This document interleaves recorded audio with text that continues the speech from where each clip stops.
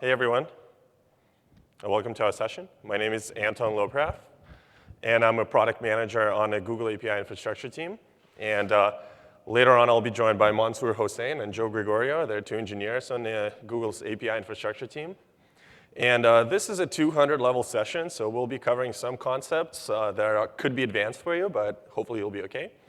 And this session is called Building Custom Client Libraries for Google APIs. However, some of the concepts that we will cover in this session can be applicable for building other tools for Google APIs, such as IDE plugins and API explorers and a few other things. And we'll talk more about this as we go on. And if you want to tweet about the session, you can use the hashtags here. And we would love your feedback about the session. So you can use speaker meter and just follow this goo.gl link. It's IFSQM. So let's have a look at the outline of things we're going to cover in the session. So first of all, we're going to introduce you to the API's discovery service. This is a service that we launched on Monday this week. And it's the secret sauce that powers the new family of Google API client libraries.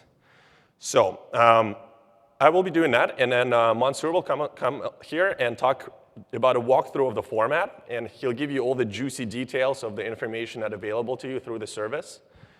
And then Joe will join, and he will tell you how one can go about and build a client library on top of the discovery service.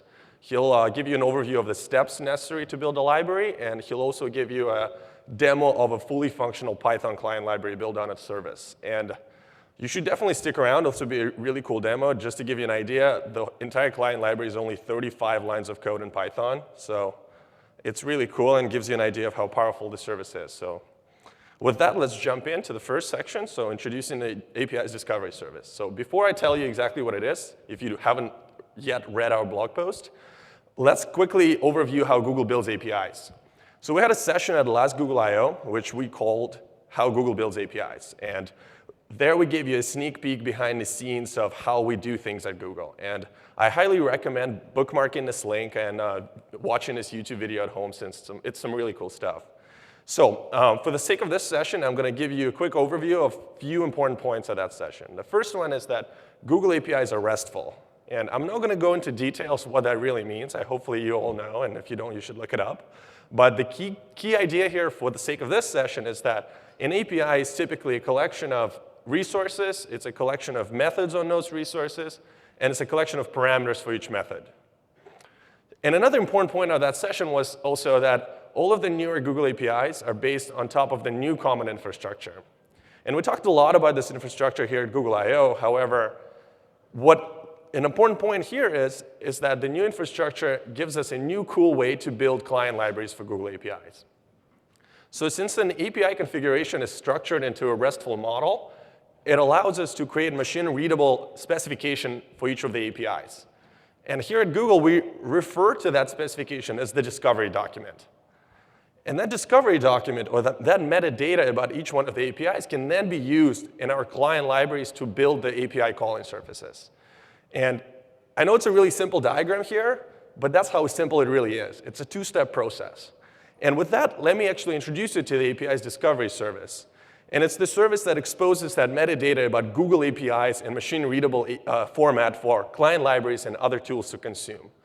And here's the link to documentation. You can also read through it while we go ahead with this session. And so before Monsur comes up and talks about the format, let me quickly talk about a few benefits and the motivation for us to release this service publicly. So first of all, it's scalability. At Google, we have over 100 different APIs. And we also have a number of programming languages that we wish to support. And even if we only were to pick 5 different languages, we would need to write 500 different client libraries for those APIs. This is obviously not a scalable solution. It's not a googly way of doing things. So we obviously have some sort of secret thing behind the scenes that we use. And this is the discovery service. The discovery service really allows us to reduce the amount of work dramatically. And here, if we build a client library that is built on top of the discovery service, it works for every single API built on top of that service. So if all of the 100 APIs were on top of the new infrastructure, we would only need to build 5 client libraries. This is definitely a huge improvement. And another benefit that goes along the side of scalability is automation.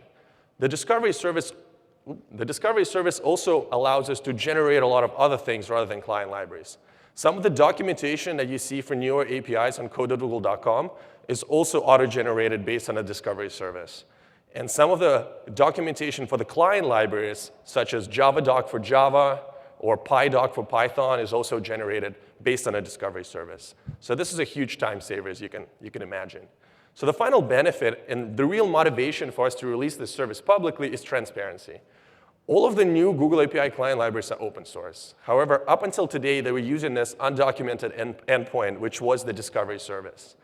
And by us open sourcing the libraries and now announcing the API's discovery service, we really want to maintain that story of transparency.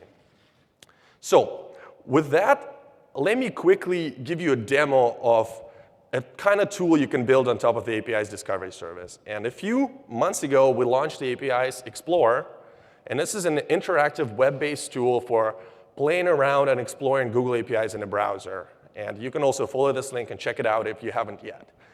What most of you probably don't know is that this tool is built exclusively on top of the API's discovery service. This means that all of the information there is not hard-coded. It comes from this service and is shown to you dynamically.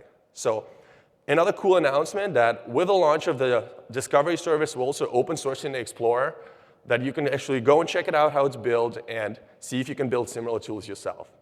So let's quickly jump into a demo of the Explorer. And some of you have probably seen this. It has a listing of APIs. It has a listing of versions per API. It has a listing of methods in each version. And finally, it has a number of parameters for each method. And all of this information comes from the discovery service. All of that information along with all the description of all the methods, all the parameters, and all of the APIs. And just to give you an idea of that scalability benefit, some of the APIs that were launched here at Google I/O are already here. We can see some of the PageSpeed Online API that were launched at the Sandbox, TaskQueue APIs that were launched a little bit earlier, and also the Discovery API itself. Since the Discovery service is built on top of the new API infrastructure, it can actually describe itself. And that's just to also give you how cool this service actually is and how geeky as well. I mean, it is, in fact, an API of APIs that describes itself. So with that, let's jump back into the slides. And a few other examples of how this service used at Google. The new family of Google API's client libraries, as I mentioned before, in various languages is based on top of this service. And you can look at the listing of those libraries, and you can jump in and look at the code and how the discovery service is actually used. And another cool thing we launched about a month ago is the Google API support in a Google plugin for Eclipse. And this gives you an ability to import Google API support into your Eclipse project. And this is also a really cool thing that we're very excited about. So with that, let me give it to Monsur, who's going to jump in and give you an idea of what kind of cool stuff is available to you. All right, thank you, Anton. Good morning, everybody. So let's take a look at what discovery actually looks like. So first of all, when we talk about the discovery service, we're actually talking about two features. We're talking about a directory of the supported APIs, and then we're talking about a discovery document that describes a particular API. All the responses in the discovery service are JSON-based, and they're all served from the URL that you see here. OK, so as Anton just demoed earlier, we just saw what the API's Explorer looks like. Over here, on the right-hand side, you can see a list of services to choose from. That list of services is generated by the directory response. So in order to access the directory response, we visit the URL right there. If you're following along in your browser, you can try that right now. And you get the JSON response you see here. The JSON response consists of an items array, and then each element in the array describes a particular version of a particular API. So we currently have support for the APIs you see here, and this list is probably out of date already. We're adding more, and as we go, and as we add more APIs onto the new infrastructure, they'll show up in the directory here. As Anton mentioned, you can also see Discovery v1 is one of those items in that array. OK, so what information do we have about a particular API? So we have identifying information about the API, stuff like its name, its version, its description. Then we have documentation details, including a link to the actual documentation, as well as any icons that go along with the API. And then we have a link to the discovery document. Now this is where all the magic happens. This is where you're going to find all the cool information that you need to build a client library for the API. And we're going to dive into this discovery document. Before we do, let's take a step back and then take a look at what an API looks like. And in order to do that, we're going to use the URL Shortener API. For those of you who aren't familiar with the URL Shortener feature or product, it basically takes a really long URL and just squeezes it down into a few characters. You can see the example that we have up here. You've got this giant URL in red that gets smushed down into this shorter URL in green. If you'd like to learn more about the URL Shortener API, you can visit the link you see up there on the slide. Okay, so what does the URL Shortener API look like? So to start out with, you have resources. This particular API has one resource, the URL object, and the resources are basically the objects that the API acts upon. And then you have methods. Methods are the actions you can perform on an API. For the URL Shortener API, we've got three methods. We've got a get, insert, and list. Also notice the last one, the list method. It requires authentication because it's returning details about a particular user. And we're going to get into how discovery covers authentication a little bit later in the talk. Okay, so now we know what the API looks like that we're trying to model. What does that look like in discovery? So first, we need to request a discovery document for a particular API. We do that by visiting the URL you see here. You can notice the name URL Shortener and also the version v1 right there in the URL. And we make this request, and we get back the JSON response that you see here. Again, let's take a look at what types of information we have in this response. So we have the general API details, which covers a lot of the same details you saw in the directory response. We have authentication information. We have schema information, which describes what the request and response bodies look like. We have a section for all the resources in the API. Here in the URL Shortener example, we have the URL resource. So we have see the URL right there. And then lastly, we have a section for all the methods that go along with that resource. So we're going to dive into this method section and see exactly what information it has. But before we do, let's take a look at a generic HTTP request to the URL Shortener API. So here I have the anatomy of an HTTP request. This is for the get method on the URL Shortener API. So basically, to start out with, we have the HTTP method, which is get, followed by the path for the method itself, and then any parameters that go along that are tagged onto that path itself. Here we have the short URL parameter. So we bundle that all up in an HTTP request. We make the request, and then we get a JSON response body. Okay, so what does this look like in the discovery document? So to start out with, like I mentioned earlier, we've got a method section that contains all the methods on the URL resource. I only had room to list the get method here, but you would also see the list method and the insert method. And then inside the get method, you've got all the properties to make that particular request. So to start out with, we have the HTTP method. For the get method, it's get, but for inserts, updates, or deletes, it could also be put, post, or delete. Next, we have the path property, which basically tells you what path to make the request to. The path property is based on URI template v04 format. And also notice how it's not the full URL. So let's take a segue into also looking into how to calculate the full URL to make a request. So here at the top here, you see the full URL for making a GET request to the URL Shortener API. So how do we get this? So we start by taking the absolute URI of the discovery document itself. In this particular case, it's https www.googleapis.com. To that, we add the base path property. Now, the base path property is going to be found at the top level of the discovery document, and it's going to be the base path to which all the other paths and the methods are made relative to. In this particular case, it's a relative URI, but it may in the future also be an absolute URI. And then lastly, we append to that the path property from the method itself. Take these three pieces, we smush them together, and we've got the URL to which to make the request. Also, another note about this path property, like I mentioned before, it's based on the URI template v04 format, which means that it may contain variables inside the path itself. If you see one of these curly braces, it means it's a variable, and it means you could also learn more about that particular variable from the parameters section on the method. I'll get into the parameters section in just a little bit. Okay, so rounding out the methods section of the discovery document, like I just mentioned, we have a parameters section. And then we have any details on what the requests and the responses look like. Okay, so let's dive into the parameters for each particular method. If a method has any parameters in either the path or the query, you're going to find it in this parameters section. So if you remember from the HTTP example I showed a few slides ago, for the get method, we had a short URL parameter.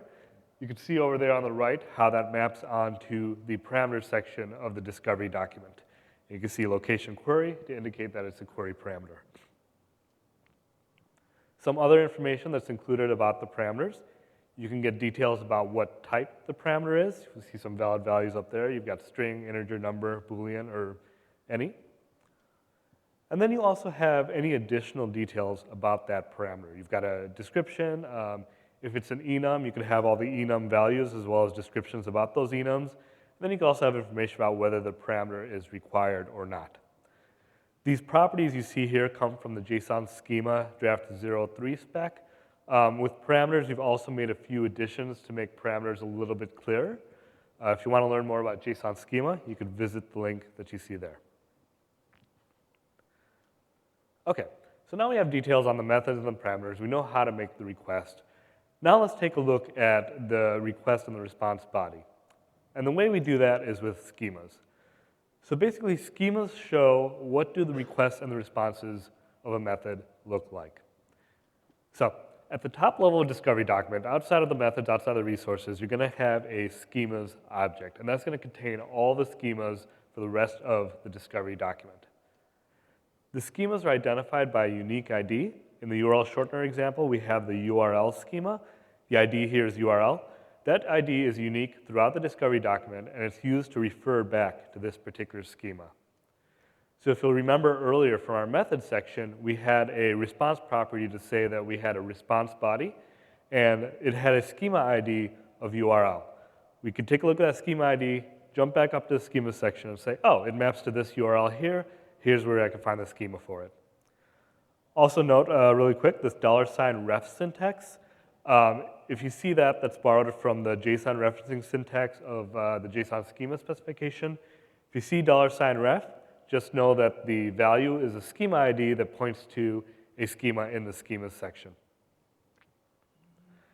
And then finally, you have the actual schema itself. Like I mentioned earlier, we're using JSON schema draft 03 as well. And to get an idea about how this schema maps to an actual response, let's go back and look over there on the left-hand side. You'll see the response from the get method. It had such properties as ID, kind, and long URL. And then you can look over on the right to the JSON schema itself, and you can see how those properties are modeled in the JSON schema. And you can see how they provide additional information, such as type information or description information. Okay, so that kind of tells you how to make a request. But what if a method needs authentication? So there's a lot of methods on APIs that do require authentication. In the URL shortener API, we saw that the list method needed authentication. When you're doing authentication, we're going to be talking about the OAuth 2 specification. If you want to learn more about OAuth 2, you can visit the link we have there, or there's a talk later on today that covers OAuth 2. OAuth 2 is supported by most APIs on the new Google APIs infrastructure. Now, when you're doing OAuth 2, we have these strings called scopes that indicate what kind of permissions you have when making requests against the API. They could say whether or not you can make a read and write request or whether you can make a read-only request. So discovery works by documenting the scopes for a particular API. So let's take a look at what this auth section actually looks like. So again, at the top level of the discovery document, you're going to have an auth section that's going to contain all the auth-related information about that particular API. Now we've got an OAuth 2 and a scope section, because right now we're focusing on documenting only the OAuth 2 scopes. We have the value of the scope itself, and then lastly we have any additional information about that scope, such as the description. So now how do we map those scopes back onto our actual methods? Well, here we have an example of the list method from the URL Shortener API. You remember earlier, the list method requires authentication. And because it does, you'll see that it has a scopes array.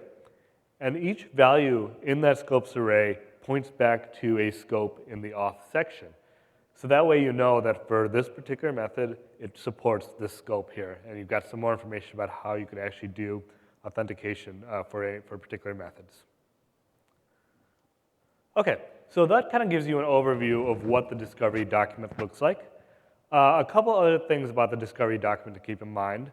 One is that most objects, most properties as much as you can in the discovery document are going to have a description property. This includes methods, parameters, and schemas. And the description property is basically a human-readable description about that particular property. So this is really useful in documentation or client library documentation. You may have also seen it in the API's Explorer. Just basically gives you an indication of what the property actually does. So keep an eye out for that. And as you add new properties, you'll probably have a description property along with them as well. Okay, so lastly, some other tips when using the discovery service. One is that this service is SSL only. If you saw in all the examples, we were using HTTPS, not HTTP. You don't need an API key to access the discovery service. If you're going to some of the other talks here at Google I/O, or you're already familiar with the APIs, you may have noticed a key property up there in the query parameter. You don't need that to use a discovery service, and we did that basically to eliminate confusion between the key for discovery versus the key for the API itself. The examples that I saw that you've seen here basically have methods inside of resources, but note that the API itself may have methods that aren't connected to any particular resource. We call these methods API level methods, and if an API has them, they'll be right there at the top level of the discovery document. So in the same vein, resources themselves could also contain nested resources, so that's also something to keep out for when you're walking through the discovery document. Schema references, as I mentioned earlier, if you see this $ref syntax, just know the value is a schema ID, which then points to a schema up in the schemas section. URI templates, the path property is based on URI templates, so if you see curly brackets, just know the value inside that curly brackets is pointing to a parameters in the parameters section, where you can learn more about what that variable means. And then lastly, if you're doing authentication, be sure to read up on how OAuth 2 works. Okay, so that gives you an idea of what the discovery document actually looks like. Now Joe's going to come up and tell you how to use the discovery document to actually build a client library. Thanks, Monsur. So we've got this great document. How are we actually going to use it and consume it? 3 simple steps, actually. First thing you do is obviously fetch the discovery document for the API you're interested in talking to. Build a resource and a request based on that. When you actually do that, we'll get to in a little bit. And then finally, make that RESTful call and fetch the response. So what I'm going to show you is a simple Python client example. Okay, this is fully functional in that it works on these APIs. It's only 35 lines of Python. There are definitely things it does not do, so it is not complete, but it's a very good starting point.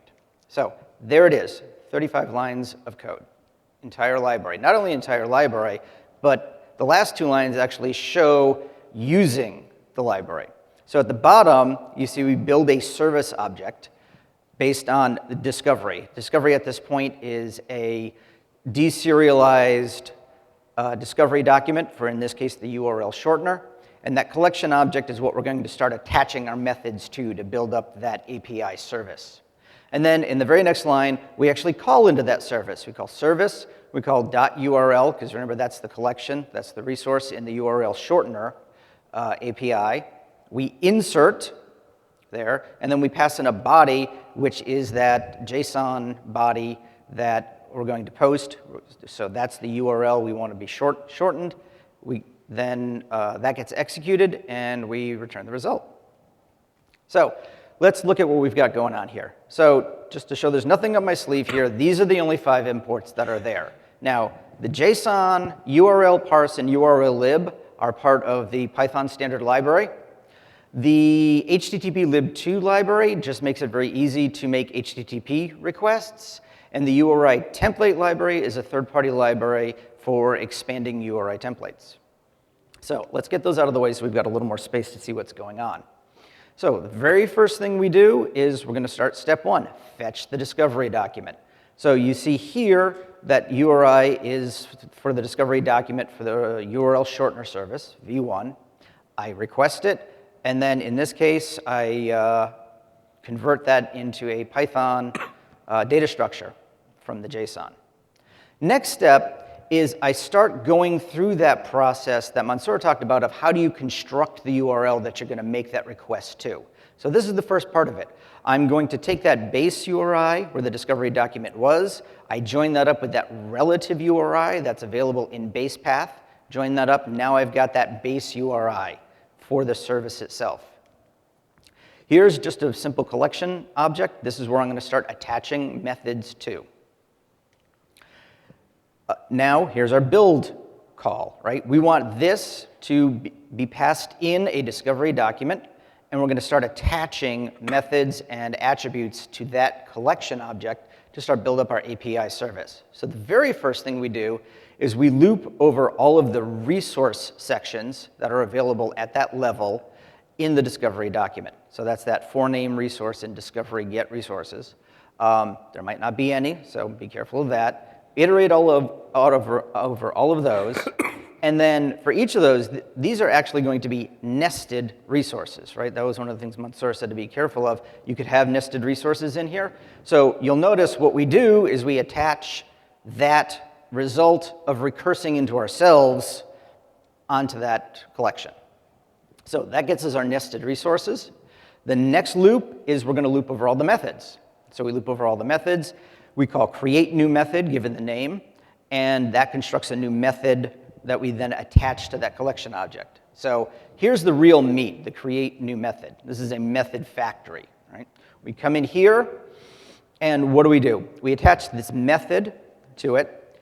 First thing it does is it looks at all the parameters that are passed in. We pop off the body, because that's where bodies are going to be. That's actually going to be sent as the HTTP body that gets sent over in a request, if there's any. Now we start finishing up that process that Monsur talked about of constructing that URI.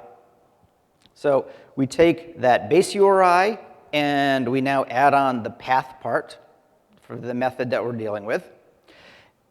After that, and we notice we use the URI template. So we're going to take that path part and expand it as a URI template and attach that. So now we've got that full URI with the domain name and then the path. Now we have to figure out what the query parameters are.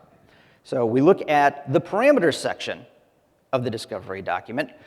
We look in there and we actually take out anything that should have been already used in the path, right? Knock those out. So that's where the delete keyword args p names come from. We're taking all of those things out. What's left over should be all the stuff that's supposed to go in the query parameters. So if there's anything left, I URL encode it. I attached it to the URL, and now I'm ready to make my request. So H is my HTTP lib2 object for making request, called request.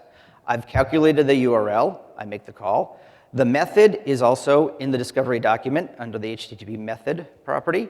There's my body that gets sent over straight, and then the headers, in this case, we're dealing with JSON, so we have to add that. And that's it. So then here, now you can see what happens, right? We call build with that discovery document. We attach it to that empty collection. And then I've got a surface there that I'm able to use to make the requests. So let's try this live. So here's the code, again, that we were just talking about, available here.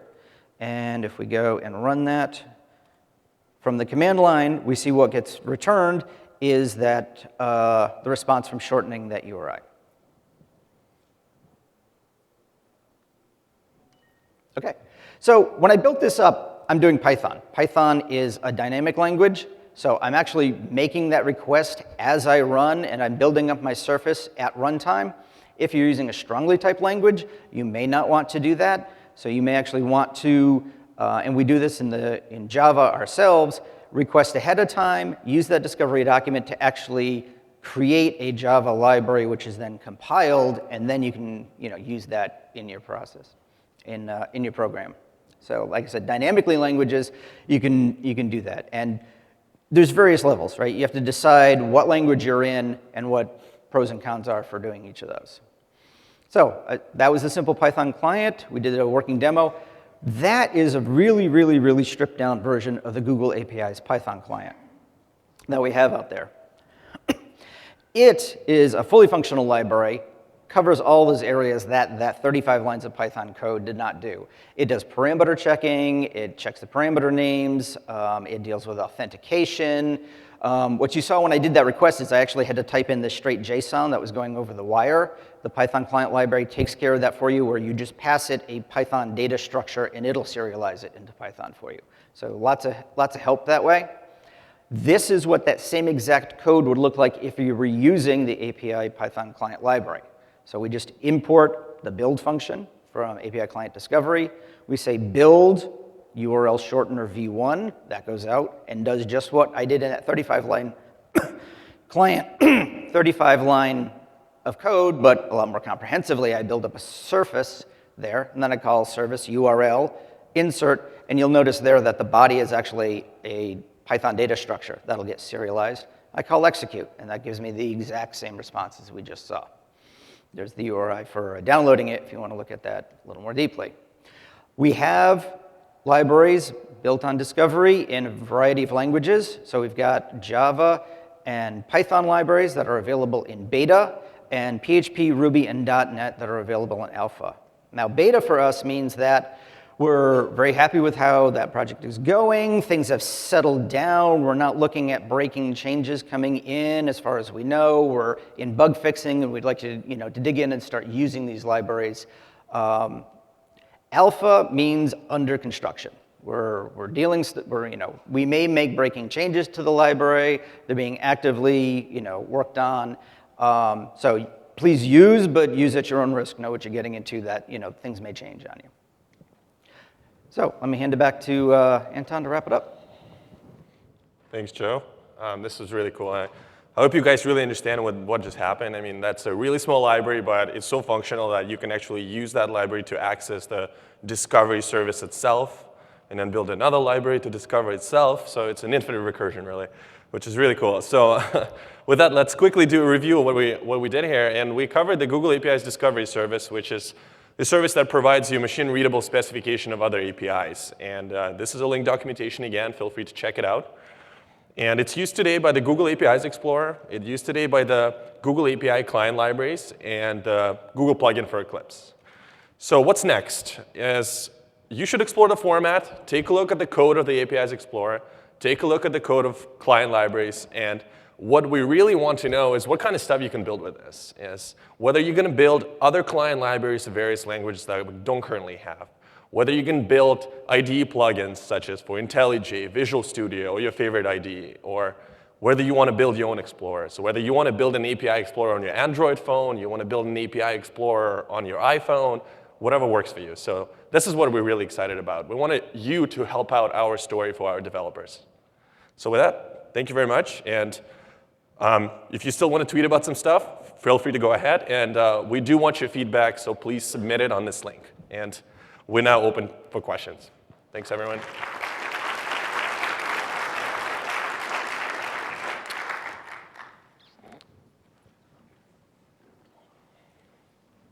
Hi, I've got one. You mentioned nested resources. Is that related to, I mean, obviously the URL shortener was a very simple example, deliberately, that only had an implicit collection. Is that where nested resources come in when you have multiple collections and so on? Or do they relate at all? Yeah, so the collections are the resources. There's kind of a naming mismatch there. But yeah, when we say the resources in the discovery document, if you were at the bootcamp lab where we talked about, that's going to be your collection. And then there's going to be those methods on that collection. Okay, thanks. So if I want to build my own API and use your tools, are the tools also open source? The compiler that takes the document and converts it into Java or Python? So I believe the question was whether or not the tools for some of the libraries that we have are available, such as like for Java. Is that what you mentioned? You take that document and convert it into like a proxy, right? Or that you can use from your clients. I'm not sure if I exactly understand. So, Well, I mean, you can use any typical HTTP library to pull down the document. Yeah, but then I take the document and I want to use it to call the API. I want to have code that I can easily call, so I don't have to put together the GET request and all this stuff. So the idea is you can, like, to then call the APIs is you just construct the URL and you use a typical HTTP library to make the call, such as whether it's HTTP lib in Python or, you know, Apache HTTP library in Java or something like that. So those tools are already available to you as the standard, like, standard tools in a lot of environments. So, but I think you're asking if, you know, if we've open sourced the tool we use to convert that discovery document into Java. Right. Oh, is that the question? My bad. So, so For Java, I'm not sure actually. Do we? Is that part of the library? We've not open sourced that yet. Python is there. So Yeah, for Java it's not yet, but we'll definitely look into put it out there as an example as well, how to use it. And do you have a tool to create the implementation of the document out of the document? You know, so I have a service that I want to, that I describe as the document, and I want to get Not currently. The format is there, and part of this launch, we're also opening up the patent that you are free to use the format for your own services. So we don't have any tools specifically for you to implement it as part of your service, but you should free to go ahead with that. And one of the cool things here is that once you actually do take advantage of that service and for your own services, you can then use some of the Google client libraries to access your service. Right. Thanks.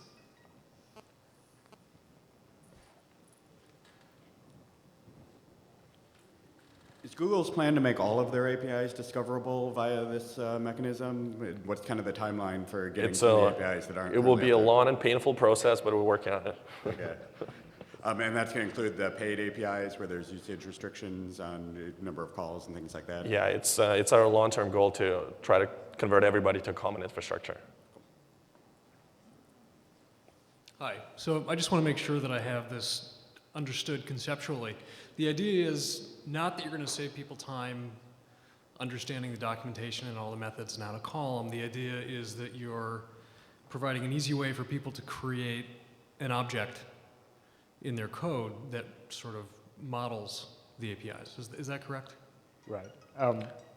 There are a lot of different ways we can see people using it. That's definitely one of them. And that's one of the things we're also trying to accomplish with this launch. We want to really see what kind of stuff people can use it for. Yes, one of the great ways to use it for is you can actually, let's say you're building, all you want to do is access Buzz API, and Buzz API has an activities object. And you want to construct that object in your code in order to make a call to the Buzz API. You can definitely do that. Also, like all these APIs on this new Google infrastructure, they're all speaking the same protocol. So the idea is you'd be able to write a client library that speaks that protocol. You know, you consult the documentation, you speak that protocol, you do OAuth2, all that stuff. Then you could grab the discovery document for a particular API and then layer on functionality for that particular API on top of that protocol. So the idea is once you've built that base client, you would basically have a client library for any API built on this new infrastructure. And one other thought is, I suppose that anytime you guys update your APIs with the discovery service, those are automatically updated within your code. So the idea is that, yes, first of all, we do versioning in our APIs. So as you saw, each one of the discovery documents is versioned. So at Google, we do not make any breaking changes to existing versions, or we at least try to attempt to as much as we can. And the idea is that if something happened, that let's say we made a change in an API, it will be automatically reflected in the discovery document. But also, if we made a new version of APIs, you can then pull out the new discovery document for that specific version. I can't help to see a lot of similarities between this and WSDL from years back. And I mean, I really do appreciate the usages of WSDL, but it was flawed in a couple different areas. Do you know if I'm sorry, not flawed, but REST is taking a whole different approach. It's almost like finding the best of both worlds here with the discovery document. But do you see any outside people using the discovery document outside of Google? I can take that one, I guess. We are not trying to push for a standard right now. It's definitely something we thought about, and one of the things we want to do right now, we're launching this in our labs program. So That means we're not committing fully to the format just yet. We, as I mentioned just now, is that we really want to see what people use and whether some information might be missing still. We want to see what other feature requests we're going to get. So maybe somewhere down the road, we might push it for a protocol or who knows. But at this point, we definitely would like to see some people to take advantage of it. We've taken a very client-centric approach towards developing this service. Like we've worked really closely with the APIs Explorer, the client libraries, to make sure that discovery meets their needs. And I think part of the reason we want to put this out to everybody is like, we want to make sure that it meets the needs of all our developers, not just the ones internally. And I feel like we could go through a process where we're just building it, making it useful for developers. And then then we can maybe start that other conversation, but we're not right there yet. Yeah. It just seems like it would be very useful. Yeah. I mean, we definitely encourage you, if you feel like it'd be useful for your own APIs, feel free to create a discovery document and play around with our client libraries. So you guys don't have any licensing agreements or anything restricting? You can look at modeling the docs up there. There's a patent license. But it's pretty much free for all. And Please feel free to use. Yeah, obviously, we can't give you lawyerly advice, but it's 2 sentences, and it should be pretty clear on what you're getting in the package. Okay, thank you. I have a question. I mean, actually, to come back, I've been thinking about a similar kind of discovery document when I was working on some Android application where I'm trying to cache a lot of the data, so to discover the service and then create, let's say, my SQLite database. So have you thought about, like, instead of marshalling, let's say, to some kind of Java object or Python object, to marshal it to some SQL kind of relationship from the JSON, for instance? Has that been anything you've been thinking about? That's a very interesting idea. We haven't really thought of that, but yeah, that's a great use case, and I guess just confirms our idea of releasing it and see what kind of cool stuff you can come up with. Yeah, that's great. I mean, that sounds like very usable, good idea. One more question. If I were to run past these slides really quickly, I would have noticed resources and URIs and kinds and stuff, and I would have thought this is a presentation on RDF. I was just wondering whether you thought about that sort of angle on managing the resources and the relationships between the stuff, or is that just technology for technology's sake? I'm just dreaming this. Are there any implications or any inspirations from that area? As inspiration from RDF or doing RDF type things with the document now that it's out there? The latter. The last one. We haven't, but I mean, again, that's why we're here and putting this out. If somebody wants to do that, that'd be interesting to see. Okay, thanks. Cool. All right. Thanks, everyone. Thanks for coming. Thanks. Take care.